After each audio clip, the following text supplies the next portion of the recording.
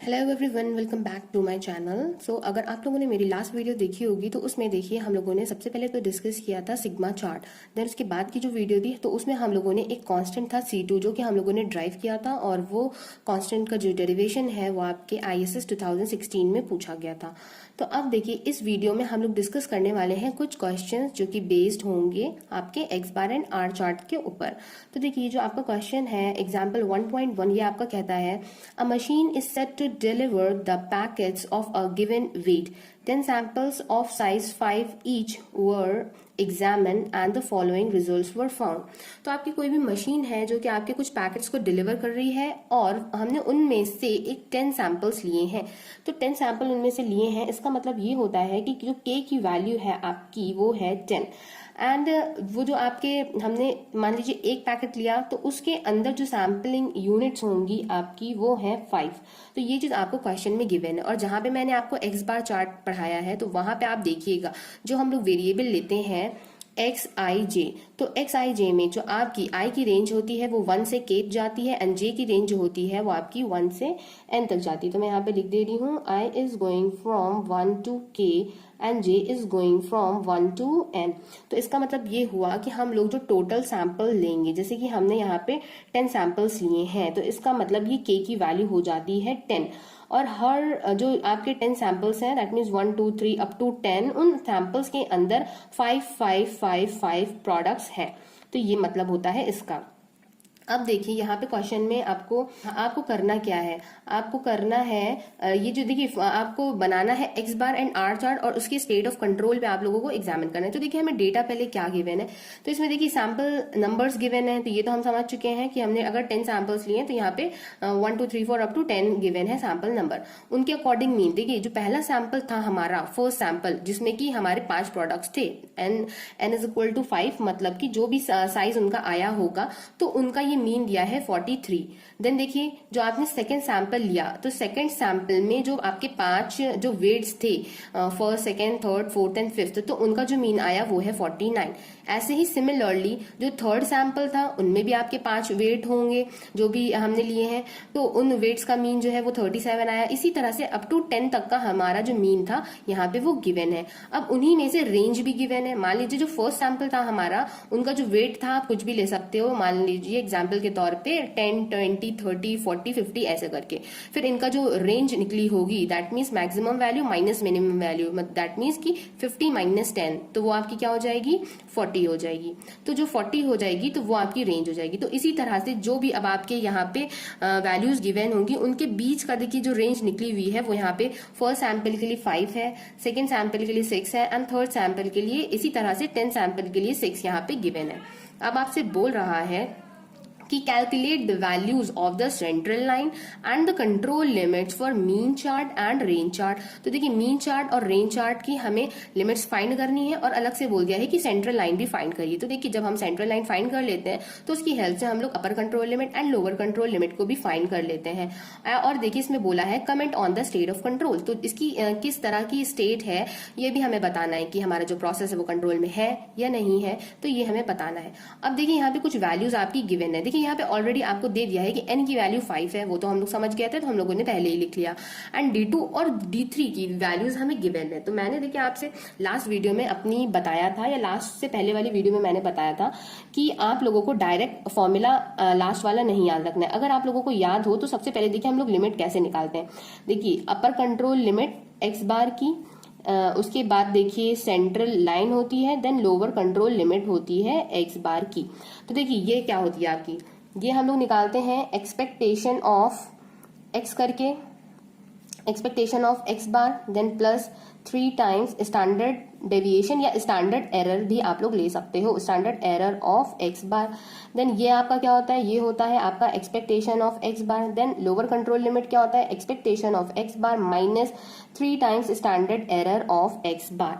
अब यहाँ से देखिए अगर मैं आप लोगों को बताऊं तो देखिए हम लोगों को यहाँ पे केस देखिए ये यूज करना है बिकॉज हमें स्टैंडर्ड जो है डायरेक्ट स्टैंडर्ड स्पेसिफाइज नहीं है। तो इसका मतलब ये हुआ कि हम यहाँ पे इनके एस्टिमेट्स रखेंगे। तो इसका मतलब यहाँ पे होता है आपका पॉपुलेशन मीन। मैं आपको पहले ऐसे लिख के बता रही हूँ, देखिए म्यू होता है प्लस 3 टाइम्स, उसके बाद आपको पता है कि x बार जो है आपका फॉलो करता है सिग्मा स्क्वायर बाय n को, तो जब यहाँ पे हम उसका स्टैंडर्ड एरर निकालेंगे तो वो हो जाएगा sigma by root n। Then ये इसकी वैल्यू आपकी हो जाएगी म्यू, एंड यहाँ पे इसकी वैल्यू हो जाएगी mu minus 3 sigma by root n। तो जब स्टैंडर्ड्स हमारे स्पेसिफाई होते हैं तब हम इस फॉर्मूले को यूज करते हैं, बट जब स्टैंडर्ड स्पेसिफाई नहीं होते हैं तब देखिए तब हमारा फॉर्मूला क्या हो जाता है, when standards are not specified. तो देखिए जब स्पेसिफाइड नहीं होते हैं तो हम लोग जो हमारा अपर कंट्रोल लिमिट होता है, अपर कंट्रोल लिमिट जो होता है उसकी जगह पे हम लोग यहाँ पे इसका एस्टिमेट रख देते हैं। तो म्यू का जो एस्टिमेट होता है वो x डबल बार होता है, then plus 3 times root n। अब देखिए सिग्मा का क्या होता है, तो यहाँ हम लोगों ने लास्ट में डिस्कस किया था, जब हम लोग लेते हैं एक्सपेक्टेशन ऑफ r तो वो होता है आपका d2 सिग्मा। दैट मीन्स यहाँ से अगर हम लोग देखेंगे तो sigma cap is equal to आपका क्या हो जाएगा, r बार अपॉन d2 हो जाएगा। तो यहाँ से देखिए हम लोग ये एस्टिमेट इसका यूज करते हैं। दैट मीन्स अब सिग्मा की जगह पे हमें क्या लिखना है, r बार अपॉन d2 लिखना है। अब देखिए इसी को हम लोग यहाँ पे क्या लेते थे, हम लोग इसको लिखते थे x डबल बार, तो ये जो आपका कांस्टेंट टर्म आपको दिख रहा होगा 3 रूट n d2, इसको हम लोग मान लेते थे a2।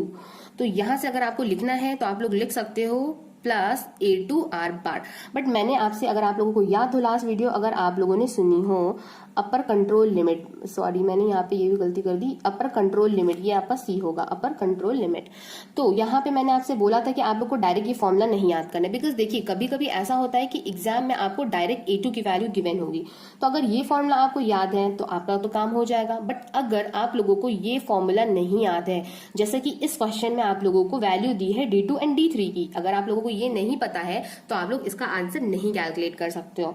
तो देखिए यहाँ पे अगर हमें ये फॉर्मूला पता था तो हम लोगों ने ये फॉर्मूला रखा। उसके बाद देखिए x डबल बार हमें चाहिए है, देन उसके बाद हमें देखिए 3 पता है, n की वैल्यू पता है, d2 की वैल्यू पता है, देन हमें r बार चाहिए। अब देखिए ये दोनों क्वांटिटीज हम लोग इजिली निकाल सकते हैं। x डबल बार का मतलब है जो भी मीन्स हमें गिवन है उनका अगेन हमें मीन निकालना है। तो ये देखिए x double bar is equal to, अब देखिए मीन हम लोग को ऑलरेडी गिवन है तो हम लोग इनका सम कर लेंगे, 43 plus 49 plus dot dot dot up to 47, और ये टोटल आपके 10 सैंपल्स हैं तो divided by 10, that means mean का मीन हम लोग निकाल रहे हैं। तो जब मीन का मीन हम लोग निकालेंगे तो इसकी वैल्यू आ जाएगी 44.2 समथिंग।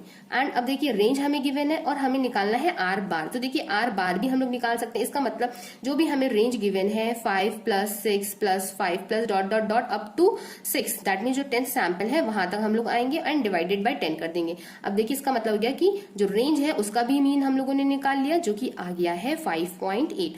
तो x double bar and r बार की वैल्यू आ गई है और उसको हम लोग इसमें सब्स्टिट्यूट कर देंगे, तो ये हो जाएगा 44.2 प्लस, अब देखिए 3 है, अब under root n that means under root 5 हमने सब्स्टिट्यूट करा, देन d2, तो d2 की जो वैल्यू है वो क्वेश्चन में आपको गिवन है तो वो मैं यहाँ पे सब्स्टिट्यूट कर रही हूँ 2.326, वो मैंने यहाँ पे सब्स्टिट्यूट कर दी। एंड r बार हमारा निकला है 5.8। तो देखिए ये वैल्यू है। अब ये वैल्यू आप लोग इजीली कैलकुलेट कर सकते हो बिकॉज आप लोगों को 4th पेपर में कैलकुलेटर अलाउड होता है। तो जब आप लोग इसकी वैल्यू को कैलकुलेट कर लोगे तो यहाँ पे देखिए आपका निकल के क्या आएगा, अपर कंट्रोल लिमिट। तो जो अपर कंट्रोल लिमिट आपका निकल के आएगा x बार का, तो देखिए उसकी फाइनल वैल्यू मैं यहाँ पे लिख दे रही हूँ 47.546। अब देखिए मैं यहाँ पे इसलिए कैलकुलेटर्स आपको करके नहीं दिखा रही बिकॉज ये टाइम टेकन है प्रोसेस और टाइम आपका वेस्ट हो जाएगा, तो वो कैलकुलेशन आप लोग खुद करके देख सकते हो। अब देखिए सिमिलरली जैसे मैंने अपर कंट्रोल लिमिट निकाला था उसी तरह से हम लोग निकाल सकते हैं lower control limit of x बार। तो lower control limit of x बार में कुछ नहीं करना है, बस यहाँ पे आपको माइनस का साइन लगा देना है। That means 44.2 minus 3 times under root 5 then into 2.326 जो कि है d2 की वैल्यू, देन r बार रखना है तो 5.8। तो बस जो ये क्वांटिटी आई है ये क्वांटिटी आई है, आपको इसको करना है सब्ट्रैक्ट और आपका आंसर आ जाएगा 40.854। तो ये आ गई, यहाँ पे आ जाती है आपकी अपर कंट्रोल लिमिट, ये आ जाती है आपकी लोअर कंट्रोल लिमिट, और जो आपकी सेंट्रल लाइन है वो आपकी ऑब्वियसली किसके इक्वल होगी, वो आपकी x डबल बार के इक्वल होगी जिसकी वैल्यू है 44.2।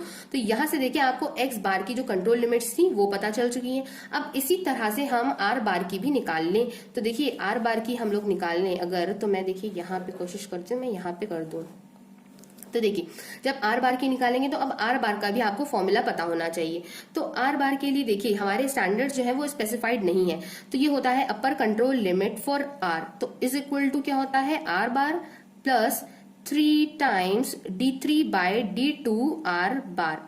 तो देखिए अब ये मैंने आपको जो आर चार्ट था वो भी मैंने आपको पढ़ाया हुआ है, और अगर आपने नहीं पढ़ा है तो मैं उसका लिंक जो है वो डिस्क्रिप्शन बॉक्स में डाल दूंगी। आप लोग वहां से एक बार आर चार्ट जाके देखिए और उसके बाद आप लोग ये लिमिट समझ पाओगे। और अगर देखिए यहाँ पे ये लिमिट्स यूज हो रही है, जैसे कि हमने एक्स बार में भी देखा था, यहाँ पे फाइनल में A2 उसको कंसीडर कर लेते थे, वैसे ही आर बार में इसको भी हम लोग कंसीडर कर लेते हैं। बट यहाँ पे हमें पता है कि D3 और D2 की वैल्यूज गिवन है, तो उस फॉर्म में जो अपर कंट्रोल लिमिट होती है आर चार्ट की, उसका फॉर्मूला ये होता है। तो यहाँ पे हम लोग इस फॉर्मूले को यूज करेंगे। अब यहाँ पे आप लोग चाहो तो डायरेक्ट कैलकुलेशन कर सकते हो, बिकॉज यहाँ से देखिए मैं आर बार को कॉमन निकाल ले रही हूँ, तो 1 + 3 टाइम्स D3। अब देखिए D3 की वैल्यू है 0.864, देन अपॉन D2 की वैल्यू 2.326, देन आर बार यहाँ पे। अब देखिए कैलकुलेशन तो आप लोग को करना है, तो आप लोग को जो इजी वे लगता है आप लोग उस तरह से कर सकते हो। अब देखिए आर बार की जो वैल्यू है वो भी हम लोगों ने लिख ली थी। आर बार की वैल्यू थी 5.8, तो वो 5.8 हम लोग यहाँ पे सब्स्टिट्यूट कर देंगे। तो जो हमारी देखिए अपर कंट्रोल लिमिट आ रही है आर चार्ट की, तो वो हमारी आ रही है 12.263। इसी तरह से जो सेंट्रल लाइन है आर चार्ट की वो हमारी है 5.8। देन लोअर कंट्रोल लिमिट है जो आर चार्ट की वो है हमारी अब देखिए लोअर कंट्रोल लिमिट जब आप लोग इसकी फाइंड करोगे तो इसकी जो लोअर कंट्रोल लिमिट है वो आएगी आपकी निगेटिव। और हम लोगों ने ये पढ़ा था कि जो रेंज होती है वो आपकी कभी भी निगेटिव नहीं हो सकती है। तो अगर आपकी रेंज जो जब निगेटिव आ रही है तो लोअर कंट्रोल लिमिट को हम लोग 0 पे प्लॉट कर देते हैं। इसका मतलब कि जो लोअर कंट्रोल लिमिट है वो आपकी हो जाएगी 0 पे। अब देखिए हमें ये सारा कैलकुलेशन हो गया है, हमें X bar chart and R chart की जो लिमिट्स हैं वो पता चल चुकी हैं। अब हमें कमेंट करना है स्टेट ऑफ कंट्रोल पे कि क्या हमारा प्रोसेस जो है वो कंट्रोल में है या नहीं है। तो देखिए ये काम आप लोग ग्राफ प्लॉट करके भी कर सकते हो और बिना ग्राफ प्लॉट किए भी कर सकते हो। अब वो कैसे है, अब देखिए अगर आप लोग ऐसा करके चार्ट बनाओगे, ये एक्स बार चार्ट की मैं बात कर रही हूँ, एक्स बार चार्ट की बात कर रही हूँ, तो अगर देखिए लोअर कंट्रोल लिमिट आप देखोगे एक्स बार चार्ट की तो वो आपकी आ रही है 40.854। तो मान लीजिए 40 आपने यहाँ कहीं पे मान लिया है 40.854, तो ये आपकी जो है ये आपकी आ गई है लोअर कंट्रोल लिमिट। देन जो आपकी सेंट्रल लाइन है, तो देखिए जो सेंट्रल लाइन थी वो आपकी आ रही थी 44.2। तो मान लीजिए कुछ आप लोग ऐसे अपने मेजरमेंट करके जब पॉइंट ले लोगे तो उस हिसाब से आप लोग देखिएगा। तो ये आ गई है आपकी सेंट्रल लाइन। एंड जो अपर कंट्रोल लिमिट है, तो देखिए अपर कंट्रोल लिमिट जो है आपकी वो क्या आ रही है, किधर चली गई, हाँ 47.546। तो देखिए 47.546 वो कुछ ऐसे यहाँ पे आ जाएगी 47.546। अभी देखिए मैंने मेजरमेंट तो किया नहीं है, मैं तो इसको जस्ट ऐसे ही आपको लिख के बता रही हूँ। तो आप लोग जब करोगे तो जो जितने मतलब गैप्स आ रहा होगा, बिकॉज इन दोनों के बीच में देखिए 4 पॉइंट्स मतलब आपका कितने का गैप है, देखिए कुछ नंबर का गैप इसमें है, इसमें भी कुछ नंबर का गैप है, तो इक्वल तो गैप है नहीं। तो मैंने इसको ऐसे ही प्लॉट कर दिया। तो आप लोग अपने हिसाब से इसको प्लॉट कीजिएगा। उसके बाद आप लोगों को बस ये देखना है कि देखिए पॉइंट सबसे पहले हम लोगों को प्लॉट करने होंगे। तो देखिए जो फर्स्ट सैंपल है 10 सैंपल्स हैं, तो ये first sample, second sample, third sample, 4 sample, 5th sample, 6 sample, 7, 8, 9 and 10।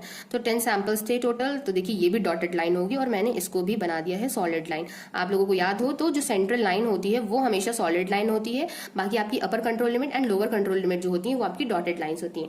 तो अब देखिए अगर हम लोग एक्स बार चार्ट में देख रहे हैं तो सबसे पहला जो सैंपल है वो आपका कह रहा है मीन जो है वो 43 है। तो देखिए 43 है तो 43 आपकी इस रेंज के अंदर ही कहीं पे आएगा, बिकॉज ये है 40 और ये है 44, तो 44 से कम ही कहीं पे आएगा 43। इसका मतलब ये पॉइंट आपका इसी के अंदर लाई किया। अब देखिए आता है 49। अब 49 देखिए आपका सेकंड सैंपल है, बट 49 जो है वो 47 से बाहर जा रहा है, इसका मतलब एक पॉइंट देखिए बाहर चला गया। देन आती है बात 37 की। 37 जो आपका थर्ड सैंपल है 37, तो 37 भी देखिए 40 से कम ही है, तो इसका मतलब कि ये लोअर कंट्रोल लिमिट से पहले ही प्लॉट हो गया। देन देखिए 44 है, तो 44 जो है वो आपका वो यहीं कहीं पे प्लॉट हो जाएगा, फोर्थ सैंपल। ऐसे ही देखिए 45 है, तो 45 मतलब 6 जो सैंपल जो 5th सैंपल है आपका वो 45 आ रहा है, दैट मीन्स वो यहाँ कहीं प्लॉट हो जाएगा। 6 सैंपल है आपका 37, तो वो 40 से नीचे ही प्लॉट हो जाएगा। देन 7 सैंपल, तो 7 सैंपल 51 आ रहा है, दैट मीन्स वो अपर कंट्रोल लिमिट के बाहर प्लॉट हो जाएगा। देन 8 सैंपल देखिए 46 आ रहा है, तो 46 का मतलब है कि ये अंदर ही प्लॉट हो जा रहा है आपका। देन आपका 9 सैंपल आ रहा है 43, देन 43 का मतलब है वो भी अंदर ही प्लॉट होगा। एंड 10 सैंपल इज 47, तो वो भी आपका अंदर ही प्लॉट हो जाएगा। तो देखिए यहाँ पे आपके कुछ सैंपल्स ऐसे प्लॉट हुए हैं जो कि आपके अपर कंट्रोल लिमिट के बाहर चले गए हैं, और कुछ ऐसे हैं जो कि आपकी लोअर कंट्रोल लिमिट के बाहर चले गए हैं। इसका मतलब हम ये कहेंगे कि जो हमारे सैंपल नंबर्स हैं करस्पॉन्डिंग टू 2, 3, 6 एंड 7 वो हमारे आउटसाइड जा रहे हैं कंट्रोल लिमिट के। तो यहाँ पे हम ये बोलेंगे कि हमारा जो प्रोसेस है वो कंट्रोल में नहीं है।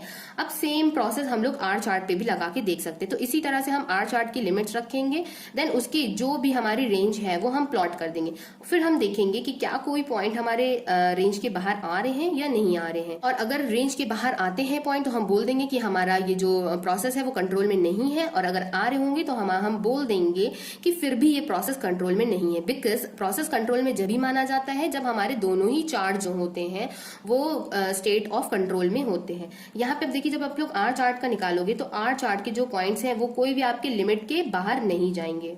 तो यहाँ से आप लोग ये चीज कह सकते हो कि अगर आपका X chart and X bar chart and R chart दोनों ही स्टेट ऑफ कंट्रोल में होंगे तभी आपका प्रोसेस कंट्रोल में होगा।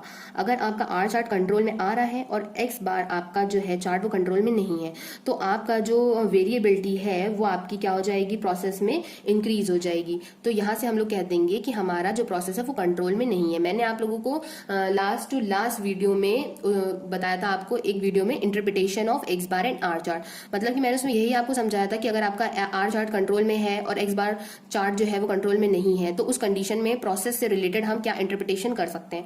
तो उस वीडियो को भी आप लोग जरूर देखिएगा जाके एक बार। और अगर आप लोगों ने वो वीडियो नहीं देखी हो तो या तो आप लोग प्लेलिस्ट से जाके वीडियो को देख सकते हैं, अदरवाइज मैं उसका जो लिंक है वो डिस्क्रिप्शन बॉक्स में दे दूंगी, वहां से आप लोग देख लिएगा। और अगर आप लोगों को ये वीडियो समझ में आई हो तो मुझे कमेंट बॉक्स में कमेंट करके जरूर बताइएगा। मैंने अपनी पूरी कोशिश की है ताकि मैं आप लोगों को ये समझा सकूं, अच्छे से आप लोगों को समझ में आ सके। अगर आप लोगों को जरा सा भी समझ में आया हो तो मुझे कमेंट बॉक्स में कमेंट करके जरूर बताइएगा। मेरी वीडियो को लाइक कीजिएगा और चैनल को भी सब्सक्राइब कर लीजिएगा। Thank you for watching my video. Have a nice day.